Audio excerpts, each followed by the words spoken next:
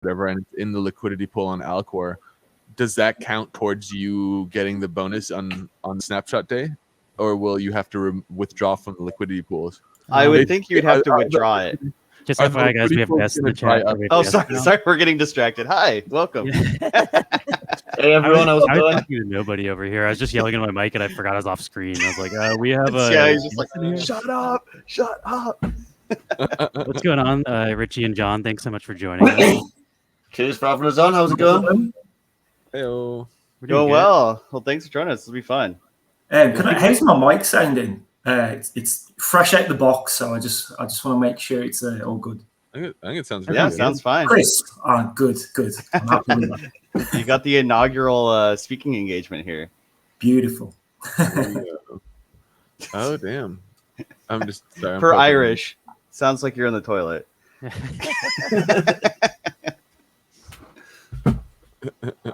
Here we go. I still had my marbles up.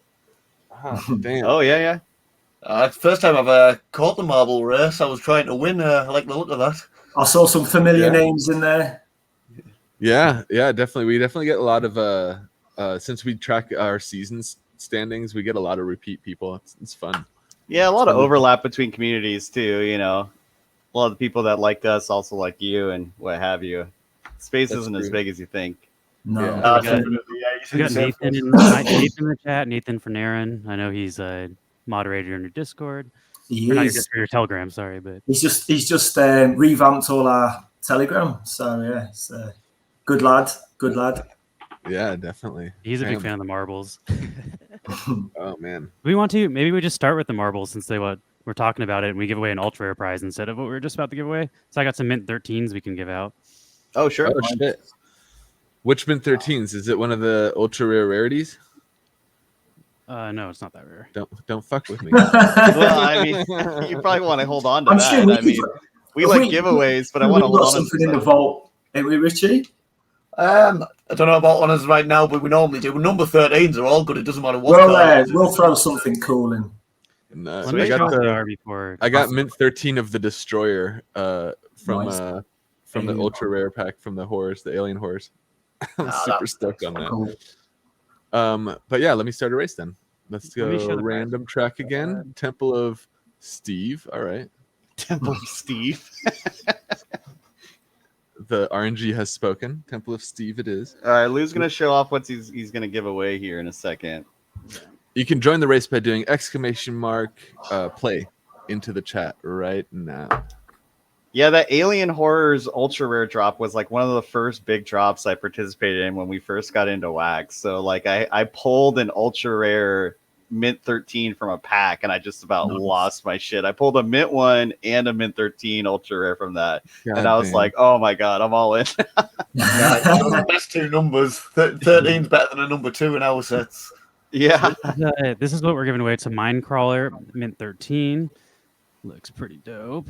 Oh yeah, they're pretty scarce those. Face hugger a little bit looking. Inspired by Half-Life. That one. Oh, perfect. Yeah, that's totally what that is. Yeah, that's great. I can't believe I didn't recognize that. So now we're back to marbles. ! Play if you'd like to join the race, and if your marble wins, we will send you the prize. I've not seen one of these before. It's all ducks. I was playing them in the last stream where I caught you with Juan from Nefty. Thought I'd have a few games. Didn't win though. Oh yeah. It's way fun when you got a marble rolling. Yeah. Oh, Rick Martin's back in. Back in for revenge. Ricky Martin's father. I am the KY. I am the KY stole his win last time. It looked so he had such a good lie, but KY boosted. I specifically found you guys through a Uplift because you were on the Uplifter show.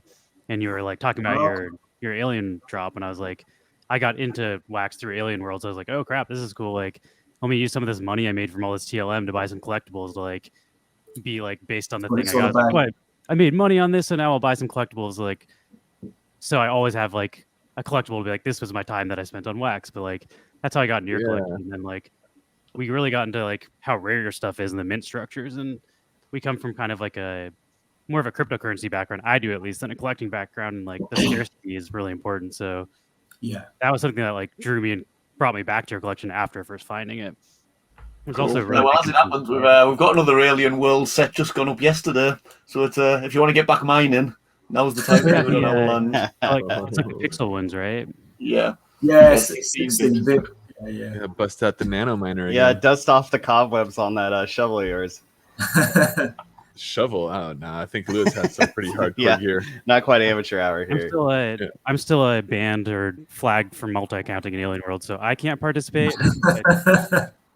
You just can't participate on that account. You can participate on any of your other 10. All my good tools are on that account. Yeah. You wouldn't be able to send your gear to a clean account either, right? You'd have to sell it. And then if I send my gear to any other accounts, their accounts get flagged. Like that's how the flagging system works. You can't just keep sending it around. So I'd have to sell it and then rebuy it. And I'm just I don't know. I got kind of burned out on Alien Worlds already before that happened. So. Well, did you guys want to talk about the Ultra Comix as the next big thing, right? Yes. Yeah, the next big thing, I think. Yeah. Coming on Sunday, 5 p.m. That's when the sale is. Be the first try of the platform that we've been working on for God knows how long. But it's finally ready to go live. Oh, hell yeah. Yeah, I mean, I don't know when you guys sort of first came into the space, but we started back in, it's probably last October, November, and started promoting Series 1. But it was always before we did anything was comics. That was always kind of where we were going, was part of the plan. But yeah, just sort of sorting out that tech and getting that working in the way that we wanted it. Sort of it's taken us a while to get there, but it's here now. So I think, I think looking at it, I think people are going to be pretty excited. I think it's going to really spark people's imaginations and kind of things we can do. So yeah, just excited to get it out there and share it with everybody now. Nice. I'm excited. Do you write the story as well, or did you have someone on to help you with the story, or how does the creative process go for making a comic? As it happens, John, before getting into the crypto world, was a professional writer. Yeah. So that was his day job.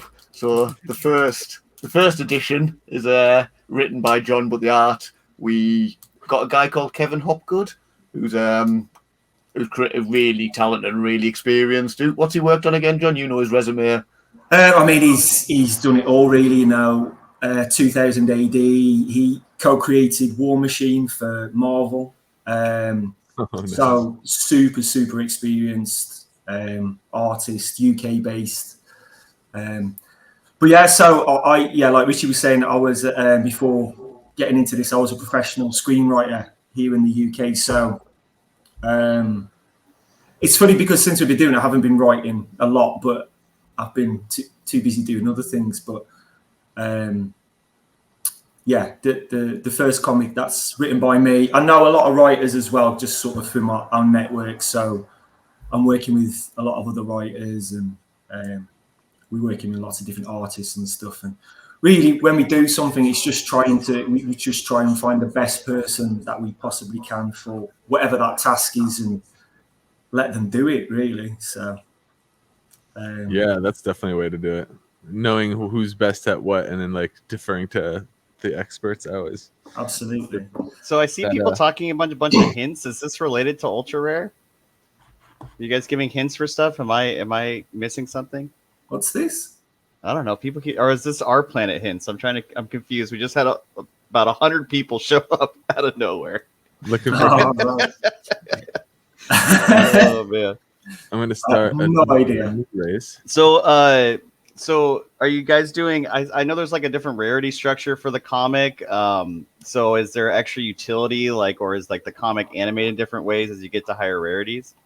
There is. We had to start from scratch, obviously, because it's never been done before. So we've worked with loads of different rarities, and we tried to play around with it. We've been testing it out for ages now.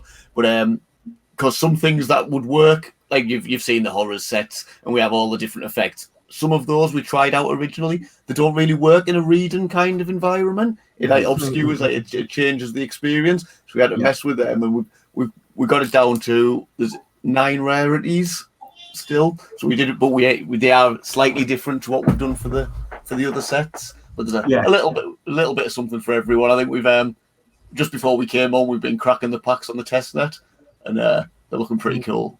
Yeah, it's completely different to the collectible sets. It's a completely different experience. So we've kind of had to, we've been spending a lot of time sort of playing with it and seeing what works and thinking about, because I think with the horrors, we spend a lot of time thinking about that pack opening experience and what's going to get people excited and all that kind of stuff. But with a comic, it's different because it's about reading a comic as well. So it needs to work. You want people to be excited about it, but at the same time, it's a comic. It needs to be readable. It needs to sort of function as what it is. So you doing loads of kind of flashy effects and things. Not necessarily. Yeah, don't want to go too over the top because then it distracts you from the actual content. Yeah, so that's why we started, and we had all these kind of like these crazy effects and things. And we were just like, I was looking at them, I was just like, Richie, this is just, it's doing my head in. We can't, it's distracting. So it's good, it's kind of like we've been through that process now over months. So it feels like we've really well developed the product now. So do you have sorry, go ahead. Yeah, I'm sure everyone will tell us where we should be going with the next one and what have you. We'll be looking for a lot of feedback because, as we say, it's completely new. No one's done this before. So as much as we can get an idea. We certainly haven't seen anyone do it. Yeah. Do you have like a built-in reader, or is it like, do you get it by page, or is it like an actual full-blown comic book and then you have like a reading utility? I know Metaforce has like a reader built in for theirs, but I wasn't quite sure if you're doing a similar approach or not. No, ours is different. Ours is you open packs as you normally would, and so you get 25 in a pack. But each panel is an NFT, and each page has 3 panels to it. So if you don't have a panel for each one, you can't read the entire comic. So there's 16 pages and 3 panels on each page. So you need all 48 to be able to read the comic in its entirety. So it's kind of mashing up collecting and comics all in one.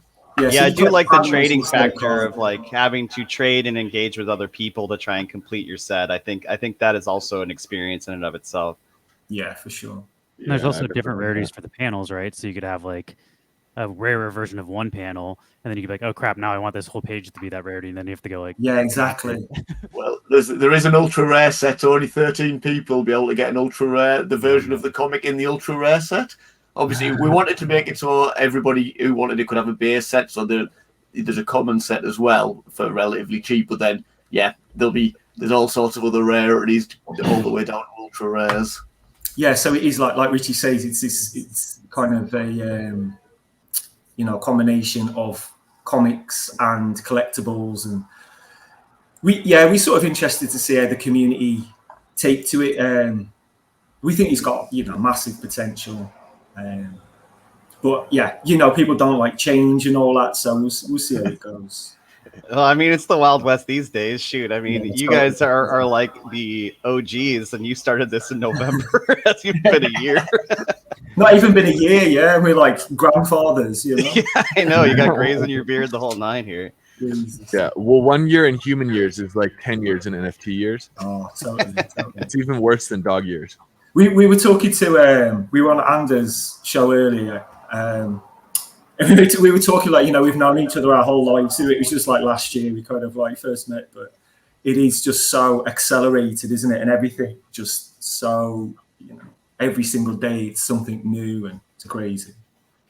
Yeah, it is. It's hard to keep up. It's hard to keep up just if you're not even like making something. Just as a collector, it's hard to keep up with everything happening. That's wild. Well, I remember in the early days, less than a year ago, you just knew when every launch was coming. You could buy every launch because it was once a month at most, kind of thing, or once every few weeks. Yeah. Now you've got you don't get a free weekend to do a launch, definitely. No, there's multiple launches a week now. It's wild. Lou, you got that wallet address, by the way?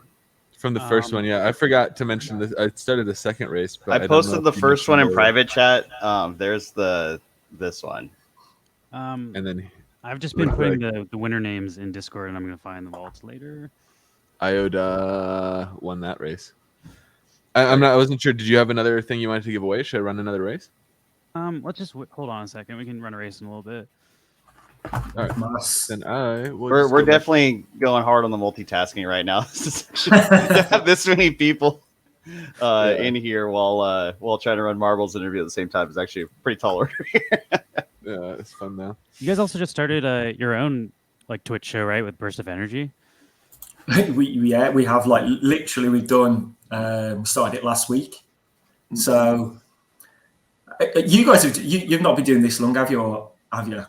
Like 3 months. Maybe. Oh right, sorry, I thought okay, cool. No, you'll be experts now then. So that's what, like 1 year in NFT time? Or something? Yeah. You'll be able to do like conferences we're like NFT teenagers at this point. We're maybe like in high school. Yeah, it's like it's not something we. I mean, it's so strange. I mean, I don't know what you guys are like, but me and Richie, we're not. We pretty kind of introverted guys. And when you're doing this, you've got no choice. You just got to put yourself out there. And I think it's important for us to be, kind of present in the community and to be visible. And I think that's what, and you guys are doing it, but I think that's what helps build trust. And I think that's really important in this space. I think, with crypto and everything, with the sort of anonymity around it, I think earning people's trust goes a long way. And I don't think there's a lot of projects that actually are able to do that necessarily. So I think it's really important. So just being present and engaging with people, I think really helps. Actually, it helps having Burst. Yeah, really Burst on there as well. He loves that stuff. So what's that? It's good having Burst on there to do it as well. He loves all that stuff. He's made to Twitch. So John's is that always on Fridays? Yeah, we think so. I mean, it's just started, so we'll see how it goes. But yeah, we've got it sort of scheduled for Fridays and Tuesdays. We're doing a sort of community, because we used to do we do sort of Zoom calls on a Sunday where we just like open packs and just sort of have a laugh with the community and stuff. But I think we're making that a bit more kind of structured and because sometimes we do it, sometimes we wouldn't. So. Yeah. We've got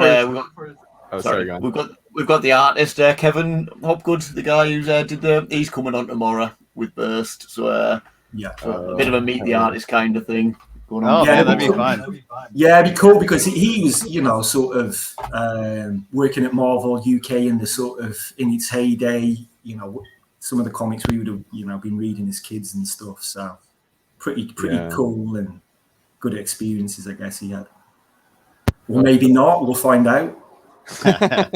We also got Burst is coming on tomorrow on our stream as well later in the day. We're gonna be dropping some games. We neoned his whole thing. I want one. Where do I get this? We'll tap Burst up. He'll send us one. Okay. So we were gonna drop it tomorrow. We'll have him on the show and drop it during the show, and then I think we're planning to try and drop it to airdrop to holders of Atomic King collections and Neon Space collections. So if you have some of our stuff, you have a chance to get airdropped. We'll probably have some held aside for other giveaways. And then we'll send some to Burst just to give away to whoever he wants to give away to. Yeah, it's funny for us because before we did our first pack drop, we basically just had promos, and the way we kind of kept people would be like, hey, please, hang with us, guys. It was the marbles. And yeah, that was like 2 months ago, and we had the reputation as the marble guys for so long, and now you see marbles everywhere. Like Green Rabbit does it, Alien Worlds does it. So it was really funny that like people just thought of us as the marble guys. Like, hey, remember, like we have art too. That was kind of the whole Yeah, idea. well, we've had there's quite a few people in our community who spoken highly of you guys. So that's all good. Awesome. Not just for the marbles. A big part of what we try to do is like create a community as well, like a community of collectors and people who are interested in like this space. And then I don't know, it's pretty cool. I do think showing your face is kind of key. I mean, we've been dabbling into like some Ethereum projects, and it's really rampant there of people like exit scamming and like, hey, it's some vague person on Discord, they just made like $500,000 and they just peace out. And so like if you're just some avatar, and you could pull it off if like you're a well-known community member on the internet and everyone knows who you are from your gamer tag, sure, that's one thing. But a lot of this is like, I need to see your face. You don't need to tell me where you live, but like seeing your face and knowing that you're a person at least gives some accountability to give me peace of mind that I'm not sending my money into a black hole. And particularly with crypto, because it's not like I can call customer service, be like, hey, bro, give me a refund. I can't do that. So, you need like some trust. Yeah, that we're like the artists, like I'm making a lot of those like Neon City renders and stuff. And like you can, if somebody had a question, they could ask in the chat and I could just answer directly if it was like art related. Just because, hey, the artists are like chatting with people every day, basically. Yeah, go straight to the source, man. You don't got to go through some middleman here or get stuck in a phone tree or something, Plus, I also like I've been doing like visual effects artwork for years, and like also worked on a bunch of like Marvel, like on the movie side of the things, like made a bunch of like VFX for that stuff. But it's like it's never, it's always like you're doing somebody else's ideas and somebody else's project in their timeline, in their like. In whatever they want to do with it. So it's really interesting now to be as the artist, like deciding also how to distribute the art. How do you want to like the thing we're talking about doing is like, use the common rarities of our collections as a currency to burn into, like using blends to burn into new originals that we release or something like that, where it's like, if that's what we want to do, we can decide to do that directly, and it's just so much, it's so empowering, I guess. Totally agree with that. Yeah, like totally the same. Being a writer, writing on other people's shows and all this sort of. I mean, it's in one way, it's kind of a privileged position, but at the same time, certainly. You're just thinking, I just want to be doing my own shit. You know what I mean? So, totally, yeah. And this space has just been, like you say, just really empowering.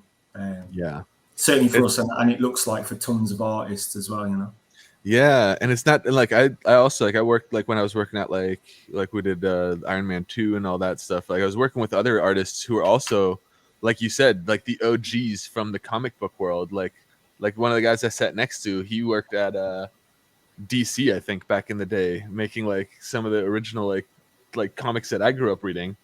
And he was a person who, like, he also makes his own original artwork. And I reached out to him once I started making my collection. I was like, hey, like, there's this way you could, reach an audience directly with the artwork that you have. Like, I know you have catalogs full of artwork from years and years of just doing passion projects. And so he started making his own collection and like, he'll reach out to me and just be excited that like people are buying it. Even though he sells it for like effectively very little money, which is still much more than he was selling it for before, Yeah, that's awesome. And it's so cool to see, like, he's definitely not someone who's like a tech savvy person or knows anything about cryptocurrency, but now he has his own NFT collection, which is like, I love it. And especially in Wax, it makes it so accessible. Like, you just need an email address, like I don't have to show him how to use MetaMask or something. How did you guys find Wax? Like, speaking of, how are you introduced to the network? I've been in crypto for quite a while. I was like from 2013, and I got into the 2017 altcoin run, and there was all sorts of shit coins. I bought one which was NFT based, and that got me. It was a terrible coin, and I didn't do well out of it.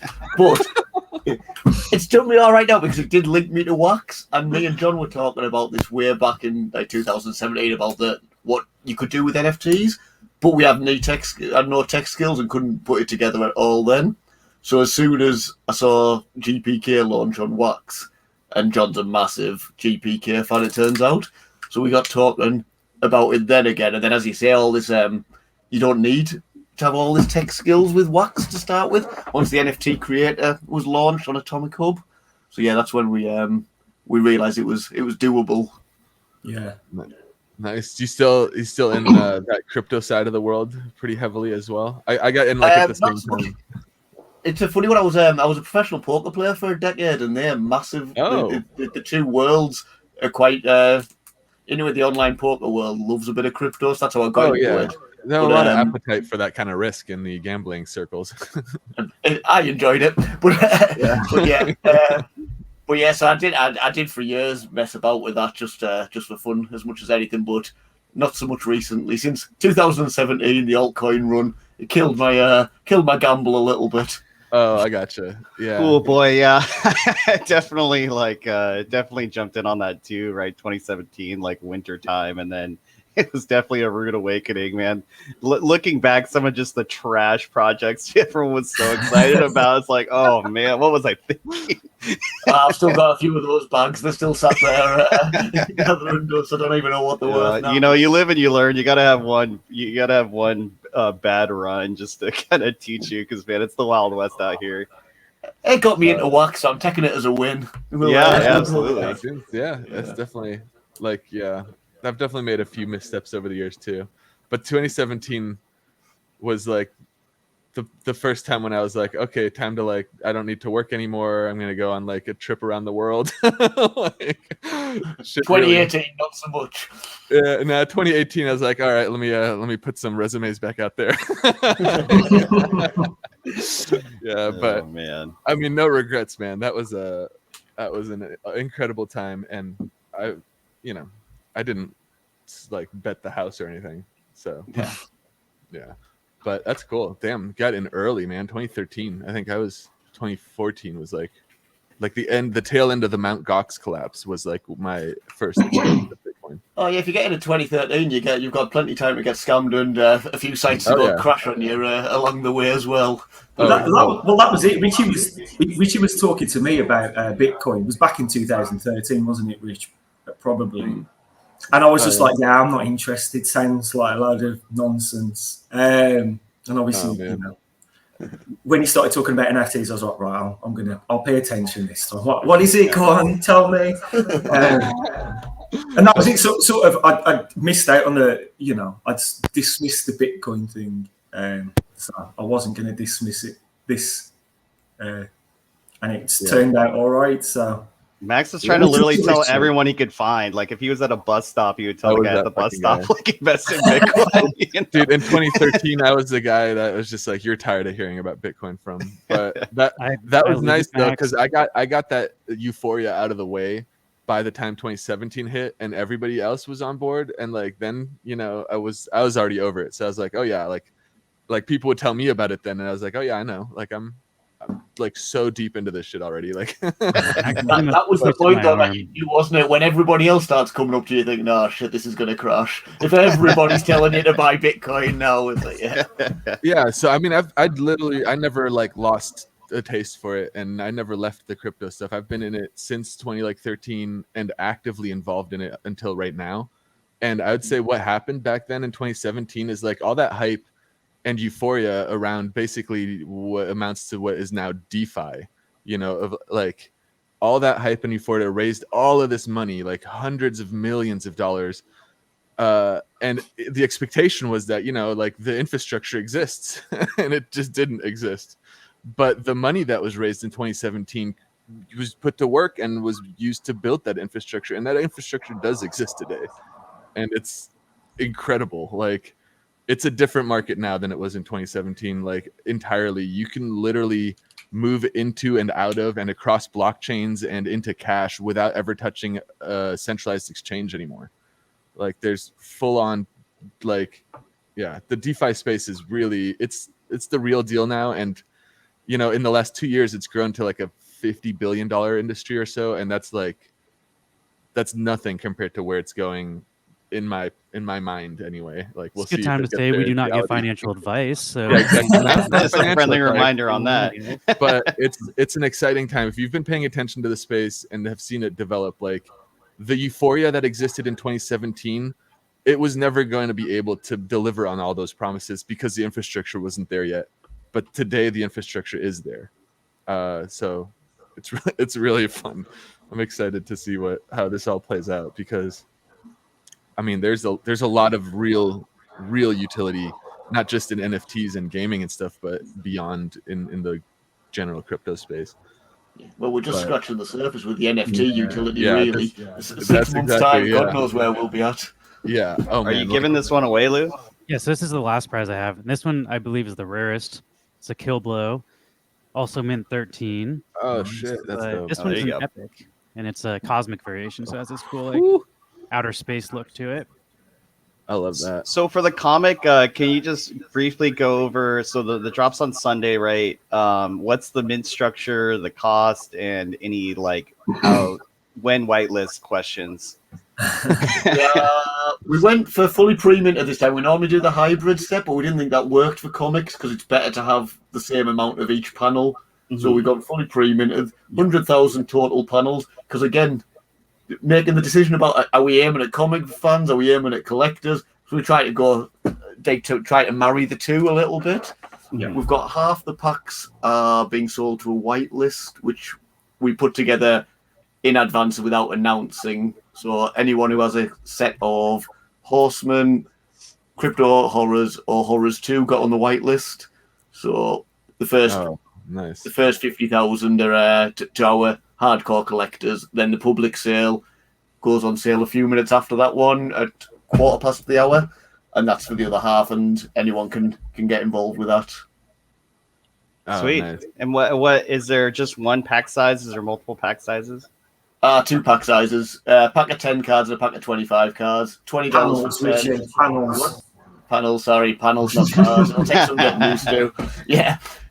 $20 for 10 and $45 for 25. Only on Atomic Hub, all in wax, as per. Sweet. What was the total amount of panels you needed again to fill out the full comic? There is 48 per rarity. So if you do all the 8 rarities or 9 rarities, you're talking 438 unique cards, something like that. Anyway, but it's 48 per rarity. Yeah, I think I'm missing it up now. But awesome though. Yeah. I'm a big fan of the whitelisting through collecting. That's a great method. It definitely ensures that your fans and your like old school supporters are making it to the whitelist. Yeah, we learned that from Alien Horrors. Alien Horrors was a free-for-all, but it was really limited set, and quite a few of our hardcore collectors missed out, and that didn't seem fair because then all the flippers were trying to charge 5 or 10 times the price. Yeah, we want to get them into the collectors' hands for retail. It's a balancing act, isn't it, as well? Because you sort of still want to be accessible to new people trying to get in, and But I think if our stance is, and has always been, we've always said we'll look after our collectors. So if you want to get in, then collect, and you'll be there. Do you know what I mean? So we sort of held true to that. It's not a secret. Like collect a set, and you'll reap the rewards of it. Yeah, absolutely. It is a balancing act. You don't want it to be an echo chamber, but at the same time, you don't want to just feed the fodder of the flippers. So I think it's a good balance. You guys have been really consistent with it, and I think that builds a lot of confidence in the community as well. Which especially for how long you guys have been around, it definitely is a household name at this point. Definitely. We also might have borrowed the set bonus thing from you for our first drop, Genesis Street. We dropped like a 6 sign to everybody had the first 5 signs in each rarity. And that was definitely inspired by you. Well, that's nice. But it's good, I think we sort of, when we came into the space, we looked at, because there wasn't as many projects on wax, but we looked at what worked and what didn't. And I'm a collector through and through. And it was, I kind of just position, myself as, what do I want? What's going to incentivize me to collect? What's going to excite me? And, we felt there was a big sort of space or a big opportunity to really go to town for our collectors. And that's what we've done. And we sort of, we keep going bigger. I don't know where we're going to go, Richie, but I think on the last set of rewards, Richie nearly had a nervous breakdown. So we might have to ease up a bit. I don't know.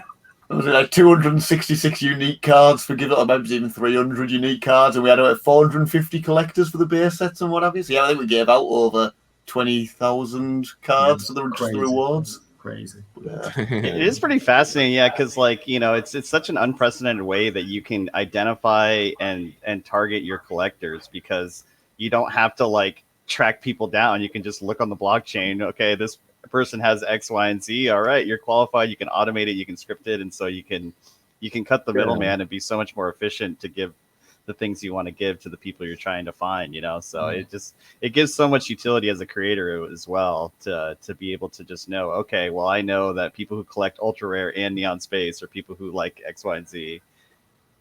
God damn, I don't even know how he got in there. From out of nowhere. So between the different rarities, like, so you have 9 different rarities, right? You said, so like, as far as like the animation style or like the change in what you're reading, you know, obviously it's the same story for each set, but just adding an extra layer of art to it. So like, what's the difference as you go up the ladder? Well, what you first got, you get the panels up on your screen, and you can, if you hover your mouse over the top of the panel that's in there, it gives you the options of all the panels that you have. So you can just you can select and you can change the comic as you want to read it. So if you have all of one rarity, you could select it all in one rarity. And but then yeah, we've gone with the colours, the base, just the standard, and then you've got we're keeping a few bits back, but you've got the ink. The ink version, which we had the artist do as well. We thought it'd be kind of nice to sort of see you know, sort of as you read it, you can see almost the development of how you've got from, you know, sort of the process of the artist as well. You've got the ink, you've got the sketch, and you can sort of see how we've made, you know, the sketch the most rarest, which I think is cool. But yeah, so there's that aspect to it. You can sort of see the kind of process of the artist within the comic. But yeah, I think every time we do like a variant or an effect, we try and, you know, kind of use it as an opportunity to make the art feel different, and, you know, it has to be doing something. It has to work sort of thematically and contextually. So it's a challenge sometimes, and it's been a challenge with the comic as well. To sort of, yeah, to make everything kind of feel like it's got its place. Yeah, you don't want to add bells and whistles just for the sake of doing it. Exactly. Yeah, exactly. Like you can, you know, just have everything flashing and exploding and, you know, all this kind of stuff. But yeah, it's more subtle than our previous sets, and I think that feels like a good place to start, because it is the first time, and I think there's going to be some, you know, it's going to develop as well. So I think we felt keep it simple, let people sort of get their head around the concept of it, and then we'll start to kind of build it up as we did with this sort of collectible set. So yeah, I like it. I'm ready. I got the wax stacked up. I'm ready. Yeah, I'm excited. Are you on the whitelist though? Have you got a set? Oh gosh, you know, you especially like, before we started doing our own thing, like, you know, we were just diving into every single Discord and trying to just catch all the information, see all the shows, all the things. And then now that we got our own project going, I get so consumed by the Neon Space stuff, I lose track of other things. So a lot of times, like, our community kind of hips us to what's going on, because it's so easy to be in your own world. So I have most of the Horsemen, but I think I'm missing 1 or 2. Oh no! So I got I totally missed these deadlines. Sensitive for the known. I miss these deadlines because I just lose track of time. So it's all right. I'll elbow out in the public sale. I'll fight my way through. Yeah. I liked your last sale where it was like, rather than a mint limit, it was like a time limit. So anyone who wanted it, who was paying attention, had a chance to buy the drop. And as a collector myself, there's something special about actually getting a drop, you know, like, I mean, it's fine. Like the drop without, like, you know, having to worry about clicking it and my computer lagging slightly and then getting nothing and then being super frustrated. Like, it's nice to just have the packs that I wanted. Yeah. Like, Totally. Yeah. I got screwed on the secondary by all the flippers, because we actively I don't think anybody else would ever actively discourage people buying, but we were there telling people, if you could just come here to flip or bot, don't do it, because the collectors are going to get people not to buy. Crazy, but don't buy it.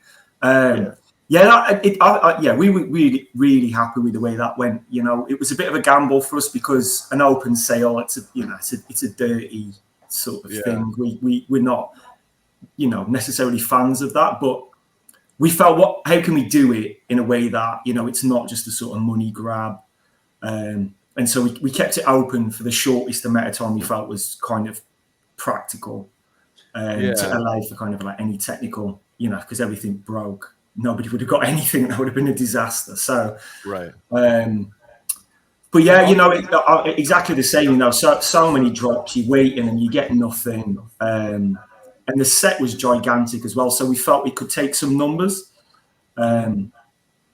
So it played. I mean, it played perfectly. Really, it sort of, and everybody, you know, people were cracking a ton of packs, and it was just So yeah, it really it's also inclusive to people with like shittier internet connections or like potentially it's gotten so competitive hardware. Now, you know, it wasn't always it like really that. You always felt like you had a chance, you know, back in the day, but like now it's so competitive. You gotta have a crap ton of CPU, you gotta have like a trigger finger. It's like a whole thing. I've got no chance. I mean, I construct the sales in a way, so how can I get as much as I possibly want? Like, that's kind of like, I want to get a ton, so You've never seen a man spit his dummy so much after GPK Series 2 and John missed out. Oh. That changed his process on everything. He was an angry man. I had to go for a walk. Cool off a little. Yeah, it was, you know, it's just, yeah. So it's a balancing act, isn't it? Because you want that rarity. And I think we did it well with the set. That the set was sort of built to scale. So, you know, you sort of, the higher rarities, they were set in stone and they were never going to change. But the kind of the sort of the first half of the set, it could sort of contract and expand, and I think that was quite a clever way to do it. Yeah, people can get a foot in the door, but there's still a scarcity factor to it. I mean, I think it worked out really well, and there's all these different approaches to try and combat botting and combat, like, you know, to make drops as fair as possible. It seems like there's so many different ways to attack that problem, but that one seemed pretty legit. Yeah, I always appreciate when a collection does that well. Like I did recently, the bigger drop. What was it? The Tops? No, Funko? It wasn't Tops. Pops, the Funko Pops. Drop. Yeah, those credit card sales ones are always a enormous, shit show. Enormous drop, and as a collector, I was like, okay, cool. Like I'll try to buy this, and I didn't like. I was stuck with the aftermarket, which was just like the screw that it's massively good. They let you buy $300 worth, but then once you were in, you could just keep buying and buying and buying. So there was a right shit show of that. It doesn't seem like they have like a post-mortem to their like process whenever the wax like team seems to do a drop. Or a credit card drop in general. It just seems to be like 100% of it goes to like bots and whoever's fastest and whoever's got the most browsers open. Or you'd think they would have like taken some notes since the MLB Tops one, because that one had its own issues too. I mean, it's always just like, well, that was a big success because we sold out. It's just like, well, you sold out, but not to your collectors. You soured a bunch of people. Like that's not a success in my book. But I guess the baseline for success in that metric, I think, was just because it sold out, it was a success. So I really like when like collections like yours do take so much care to make sure that not just does it sell out, it's gonna sell out, but you know, it sells out to the people who want it and who have been there to support it. And that's like, as a collector, that means a lot. And that's also like, especially when you guys are doing it right. It's more infuriating to see other bigger brands coming in and doing it wrong. It's like, well, it's already been done. Like, you don't have to figure this out. Like, look at Ultra Rare. They're doing it right. So just do it. I mean, it makes them more money to have botted sales, because guess what? If the bots buy it, that's one sale, and then when the bots resell it, they get the royalty. So like, they're fine with their sales getting botted because it's better for their bottom line, but like, it's way worse for the actual community and the collectors, which is why like when you have it's short-sighted care about the collectors, it's really important, and the collectors notice, and then they flock to those collections, which is I think why Ultra Rare is doing so well. You guys are great for your collectors, and they notice. Yeah, but that's the thing. Wax, they're not in the community. If they're just selling out, they see the bottom line and they're happy. But if they're not in there getting the grief or listening to people and seeing how it can be improved, do they care? I don't know. But and that's the thing is, I suppose the question is how much attention are they paying? And the thing is, like, it's infuriating. But companies like Tops, they can be quite abusive, can't they? They can just take the piss, and people will still go back. So. Yeah, I mean, at the end of the day, it's a massive publicly traded company, and it's obvious that their motivation is making money for the shareholders this quarter. They also just like every publicly traded company. It's not a bad thing. That's just the reality. They do also bring a lot of new collectors in, though. Like, we've met creators who came in because of MLB. They're like, I didn't know what wax was. I came in to buy MLB, and now I have my own wax brand, and I'm like, I'm an artist, and I've been going to trade shows, and like. It brought in real people, and Funko's gonna do the same thing. So like, well, I mean, I wouldn't be on wax if it wasn't for Garbage Pail Kids. So Yeah, exactly. Yeah. See, I forgot that's the Tops brand too, isn't it? Huh? I got myself a set of the Funkos, but I literally missed the entire credit card sale. Like, I was 100% stuck to the aftermarket, And like I said, it's like there's something about catching those drops that as a collector, I feel like I missed out on that side of the experience because I had to buy my packs on the aftermarket. Even though I got to rip packs, I got to trade with people and everything, but I didn't get to catch the drop. I was the same. I was buying on after the secondary market. It's not the same ribbon packs that you paid $100 for. Yeah, exactly. Exactly. It feels a little dirty. Yeah. But to be fair, I thought the Funko drop was one of the best ones. I don't know how much wax input they had apart from like setting the finances and what have you.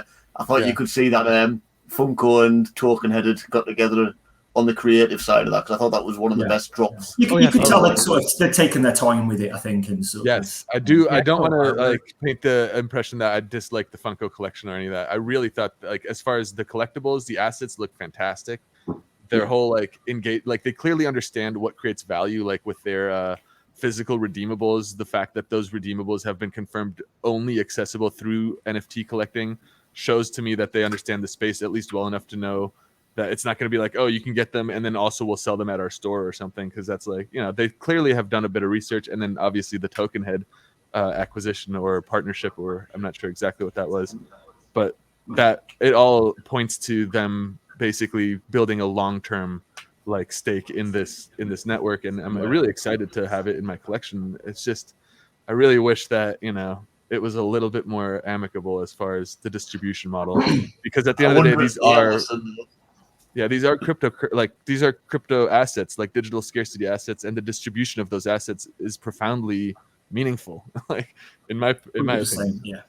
So it's interesting. I'm curious to see how it continues to progress, because I mean it will be interesting to see how they do their second drop, because you know the Tokenhead guys, from what I know, are like pretty good guys, you know, so I think they will listen to the community and try and I mean I imagine it's difficult when you're working with a big kind of, you know, corporation to sort of pull it all together, but it's like you say, it's short-sighted, you know. I think if they actually paid attention and did a bit of work, everyone's happy, we all go back for the second time, we'll spend more money. It's like I don't quite understand the, you know, I think it's better for their bottom line for this sale, but for their next sale, I don't know how many people they've like turned off just who had participated this time around, you know. It's like there's aspects of what they've done that feel like they're building a long-term commitment to the network and to their collection, and then aspects of it that are like this doesn't feel like you understand what collectors care about. Like a friend of mine who actually collects Funko Pops,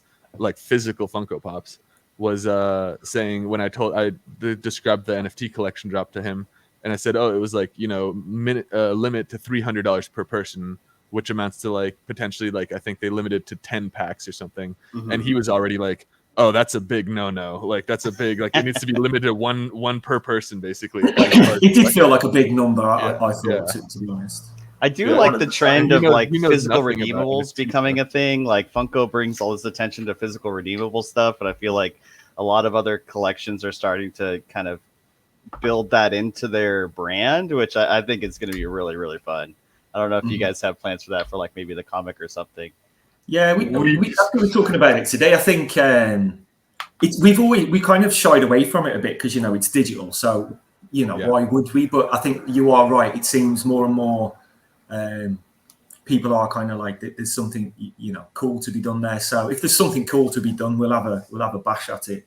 We spitballed about it once, like maybe we could do like we can find some person that can commission neon signs for someone, but there's a lot of logistics involved. Yeah, so I don't want to be posting those around the world. We might need to be a little bit more mature before we start doing that. Yeah, comic might be easier to send out than a neon sign.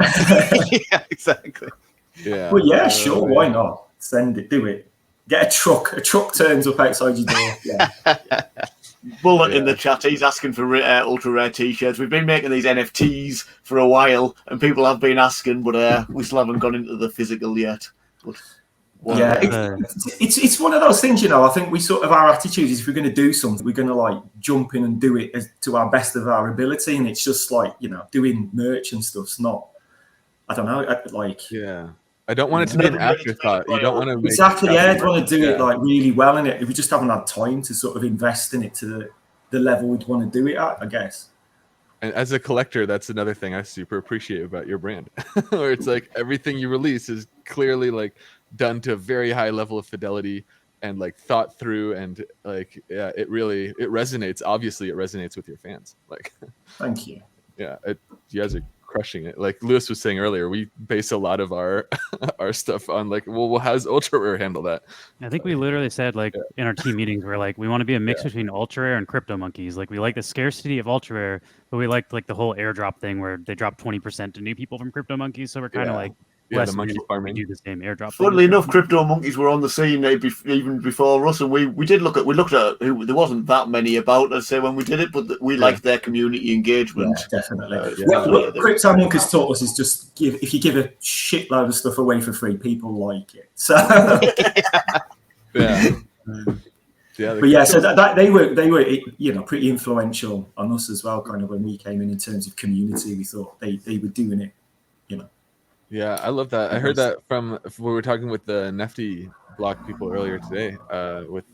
And he was also saying like that was his first exposure to the Crypto Monkeys. It's just so funny to hear that from you guys as well. Totally. Folding banana and seeing the little monkey in like the banana wallets was like the step one for Lewis and I think Mark and them for the finding in the whole NFT space for us basically. Yeah, Mark showed me folding banana because I was doing GPU mining on my computer to try to get extra crypto, and he's like, "Oh, this is like helping scientists. It's not just like selfish to get yourself money. You're like actually doing something good." I was like, "Oh, maybe I'll switch to that even if it's less money. Like I feel better about hurting the environment with my GPU running 24 hours a day." Then I saw in the wallet there's like a monkey for each banana wallet, and I was like, "Ooh, I wonder if I can get that. Like, is that what an NFT is? Can I get my monkey as an NFT?" And then like I looked on their website, and then the Crypto Monkeys are like just mine in Alien Worlds. I'm like, "What the hell is Alien Worlds?" And then like I don't know, I threw like maybe like $100 into that, and then like I was mining a bunch, and then I was like, "Oh, I'm not gonna get the TLM I need unless like I buy TLM because like it's just gonna take forever to mine this much." So then I bought a bunch of TLM and maxed it too, so we could get on the top staking leaderboards. And then TLM got it added to Binance, and we're like, like 10,000 TLM was like $100, and then 10,000 TLM was like $5,000. Like holy shit! Yeah, I looked at their whole monkey distribution thing, and it was like, hey, if you're in the top 99 stakers on this planet, you're guaranteed rare crypto drops. And I was like, oh, I could do that for like $300. and then like when I'm done getting my rare drops, I can sell it again reasonably for around that money.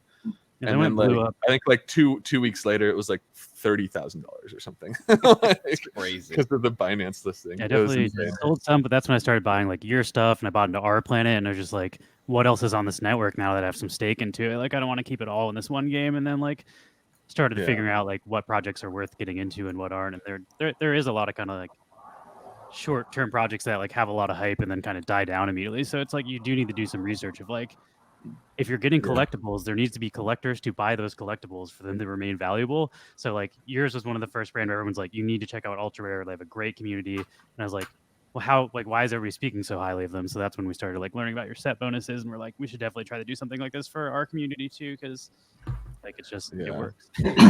But the good thing about you guys is you're doing. It's not like you sort of just. You're doing it. I guess it's like the lessons, isn't it? But you're sort of doing it in your own way, and like because then you sort of get other things, and they just kind of just rip you off. Do you know what I mean? Like just do exactly the same thing, and he's just like, come on, like use your imagination a bit. Like we basically just we just take aspects of other projects we like and kind of incorporate into our own thing, and so it's that's what we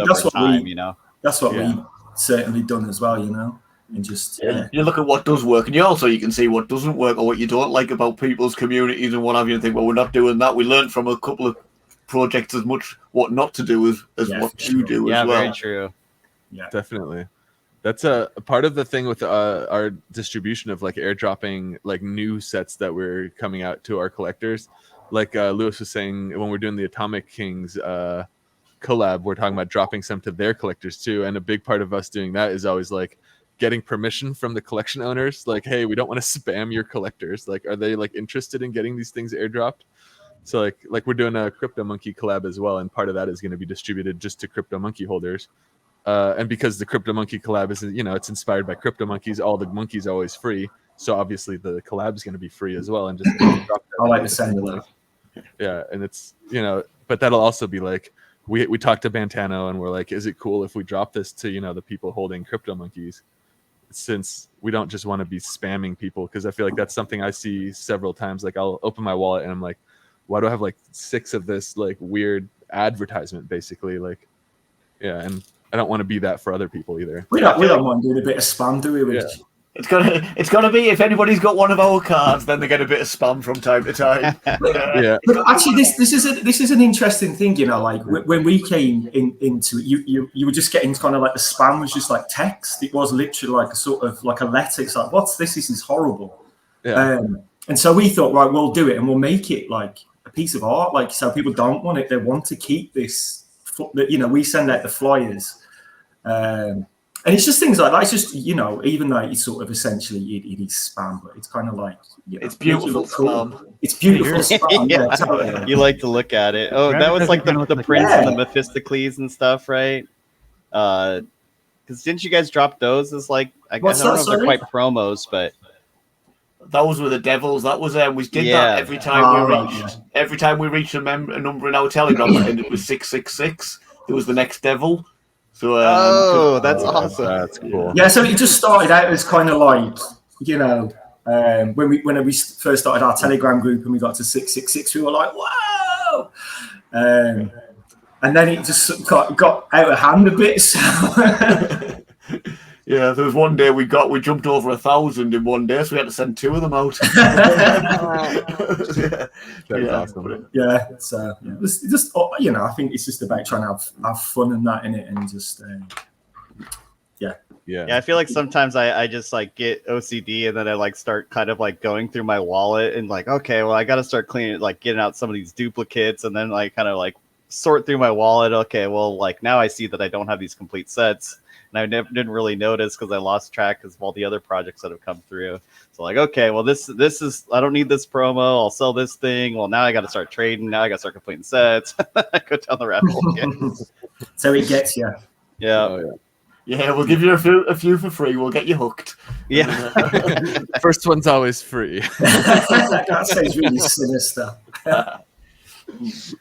That's awesome. Man, is that damn? I'm gonna drink.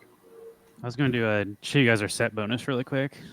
Show you the thing you inspired us to do. Oh yeah, get it on there, please. The set bonus. I love the artwork. Made me really excited about it. It's it totally fits. I had this idea coming out of the shower too.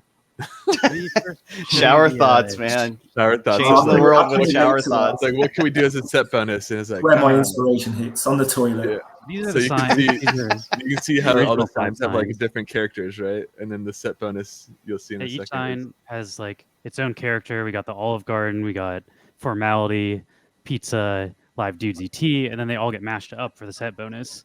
And that is. And the set bonus. Wait, actually, let me share it with music because there's music on this one sec. Are you using the blends on a Nifty there, so you put them all together to get the? No, that was if you had collected. We followed your lead there, and it was on a specific date. If you had collected one of each of those 5 signs in any of the rarities, you got dropped the set bonus. And then there he is. It's the Cronenberg. It's a mix of all of them smashed together. I love you can it. see. Body horror. If you look closely, you can see all of the signs, all the characters from all the signs on the street are part of this guy. Oh yeah, I can see E.T.'s face there. Yeah, E.T.'s face. Below E.T.'s face, you can His see glowing finger.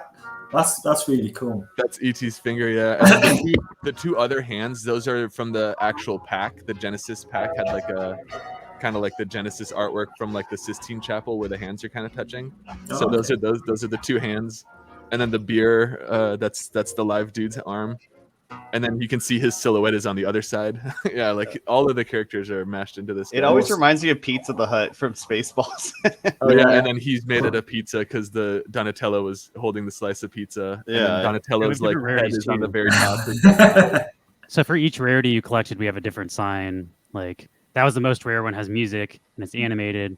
Second most rare one is like a little bit animated in the city, and then like the commons are not animated. They're called dims.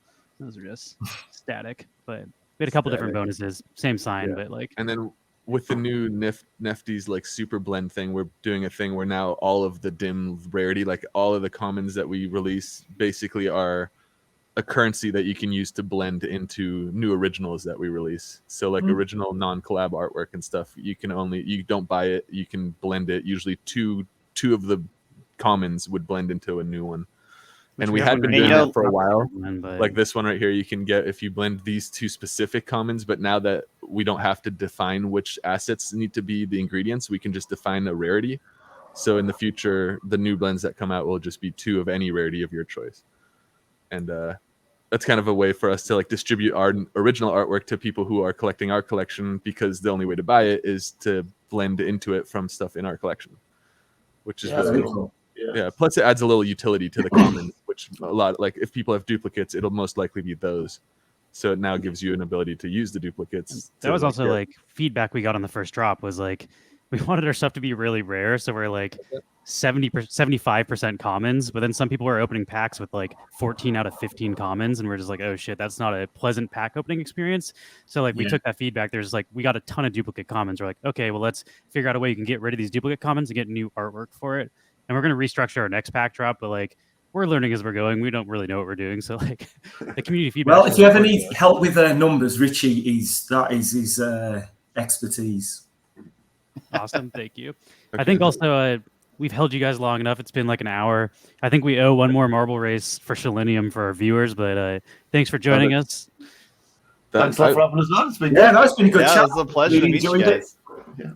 Yeah, you could. Yeah, I really enjoyed talking to you guys, and like I really want to say I am a huge fan of the ultra rare, like the model. Like I feel like created a collection that is like an example for how other creators should create their collection. And I feel like nice. If anyone ever mentions to us like, oh, I like draws a comparison between my collection or our collection and ultra rare, that's extremely high praise. So just so you know, I feel like you guys are crushing it. You're doing it so well. Thank you very much. It's inspiring. Very kind of you. I guess it looks, I guess we'll have to do something together at some point. Like you guys, you guys are like we still have to show you guys Immersis. We have like I don't know if you've seen the game Immersis. It's like a 3D. You can display your NFTs in a 3D world. It's VR, but like Neon City, the city where all those signs are rendered out of, Max built is now an explorable, playable space in Immersis. So we're definitely like trying to do more collabs with people, and if you get them in our city in Immersis, so we could potentially do some signs for you guys and get your signs. Sounds good. There's no way we can have Burst having something and us not having one as well. Neon Horrors, man. Neon Horrors coming soon. Yeah, we can do that. Funnily enough, we do Neon Horrors in our set though, so there must be something. Yeah, you do. There. That's like I'm sure there could be some. Yeah, the Cronenberg monster is pretty horrifying. Max was also like soft pitching. You guys have so many collections now. We could do like a sign per collection and be like, oh, this is Terrors 1, this is Terrors 2, this is the Aliens. Like, do something like that to just show off the different collections you guys have. Since you have such one a big for the body Horsemen, one for the Alien Horrors. I'm liking the sound of this. That'd be really cool. Let's get a comic one up there as well, eh? Oh yeah, there you go. Oh, we're in a weird spot here, but yeah, you can join the race now. It's ! Play, and this will be for you guys at Selenium, right? Yeah, well, Max and I will each send like 100,000, so it'll be 200,000 to the winner. All right, it'll get you that much closer to your badge. The badge, that's what it's called. Nice. And then I will send out the ultra prizes after this race. It's hard for me to multitask. I like to listen to what people are saying, and I can't be like copying and pasting wallets and stuff in the middle of that. So, sorry to our winners. I haven't sent them yet, but after the stream, I will send you. We're not pulling a fast one. We promise. It's exit scamming, baby. We're just in it for the marble races. There's actually no prizes. Oh man. Yeah. Oh god. It is a blast. This whole space is it's the Wild West still. It's really fun. And you guys are streaming tomorrow with Burst of Energy too? Is that? Yeah, so it's I think we're doing 5 p.m. GMT, but I only know my own time. Ask me any other time, and no, sure. no. 4 p.m. UTC. They'll be on with that. Yeah. Is that on Burst of Energy's Twitch channel? It is, yeah. And then we've set up a YouTube, so it'll get posted on there afterwards. Yeah, so we upload the streams to there. Actually, do the same thing. We re-upload all of our interviews to YouTube after the streams.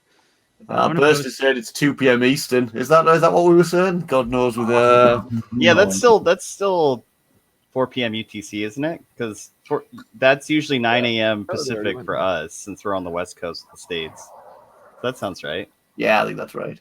But then again, we've made mistakes before with these. I've just accepted it's not my skill understanding time zones. It's just. Oh, here, let me post this form. I'm getting better at it now that we're in this wax space because the communities are so international. Yeah, no, but I haven't got any better at it. There's just certain things you just can't do. I think you have to accept that in life, you know.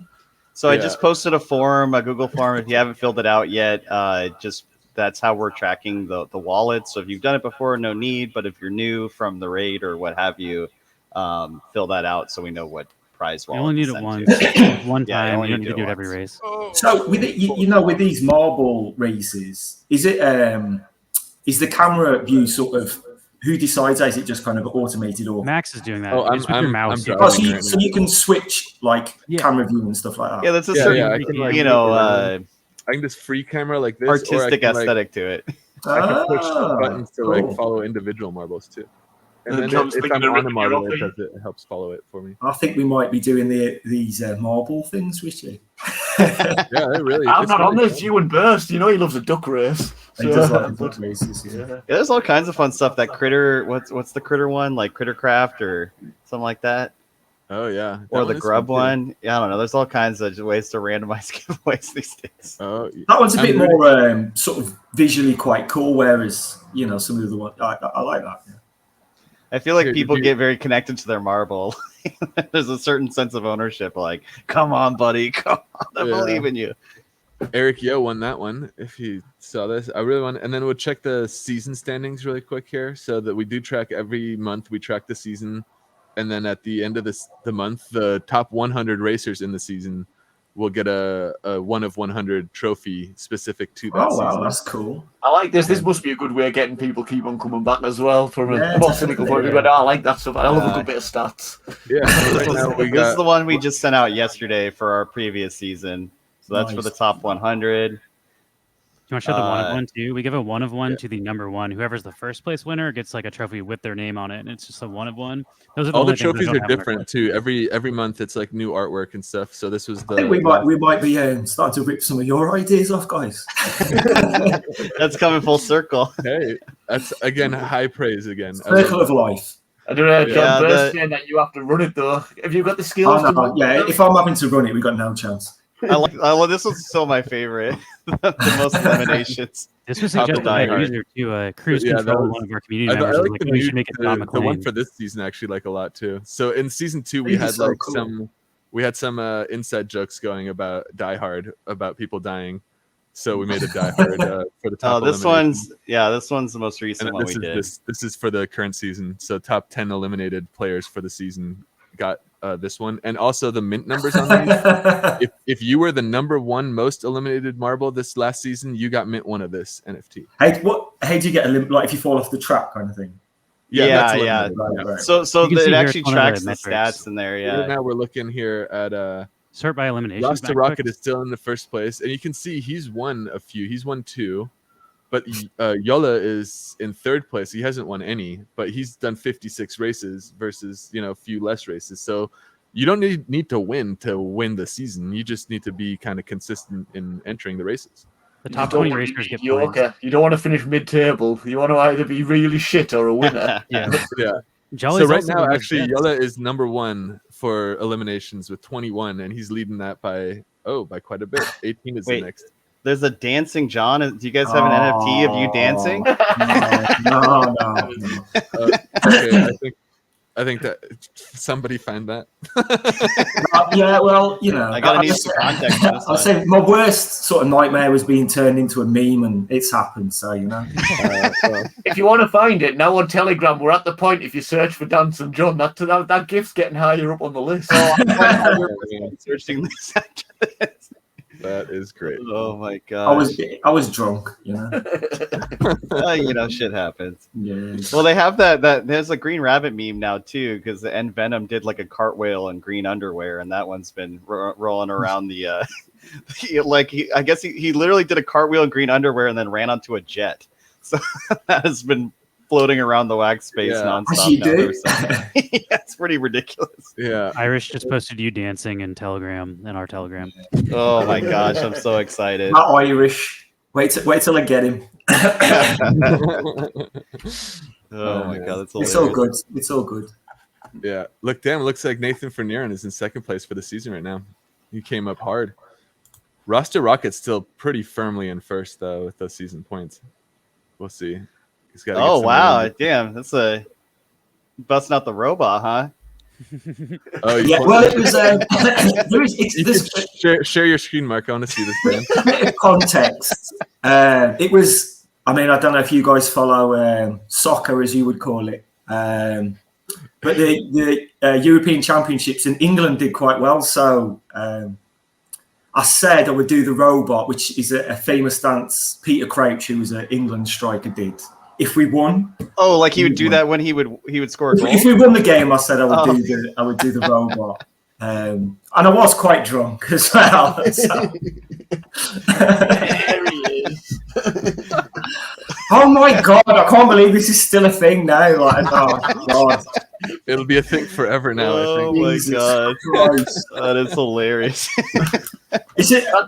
One of the guys made it into an NFT as well, and the joke of it is Richie's got the number one. How does that happen? How and why? Priceless. Wait, is there actually an NFT of it? Yeah, yeah. Oh my god, really? Yeah. It's never gonna leave me. Oh my gosh, that's insane. Do you at least have an NFT of it as well? Did he send you one, or he did, but not the number one? Surely that's mine. I don't know. I might get the lawyers involved. I don't know. Image rights infringement. Yeah, your likeness. Yeah. Well, thanks for joining I think everyone. You got the number one. You got a different rarity. There's more than one rarity. Oh wow! I didn't see it then. You got totally ultra rare. Oh, it's because it's not whitelisted, I guess. So Oh my gosh, I love it. It'll be whitelisted soon enough and make its way up the market leaderboards. I'll get up to Jonah. We'll get it verified. Yeah, get that orange check mark. Oh, man. Yeah. All right, well, thanks for joining us. I think that's going to wrap up the stream. Thanks for watching, everyone. We'll be streaming tomorrow at 5 p.m. our time, which is, I guess, -7 UTC with Burst of Energy and dropping some of those signs. So check that out. I think Burst of Energy said he's doing a roundtable in a couple hours later tonight. We posted the link to that. I got to make some assets still. And then they're also, you guys are going to be streaming with him tomorrow. So lots of cool stuff to watch. Thanks for joining us. Have a good day /night, everybody.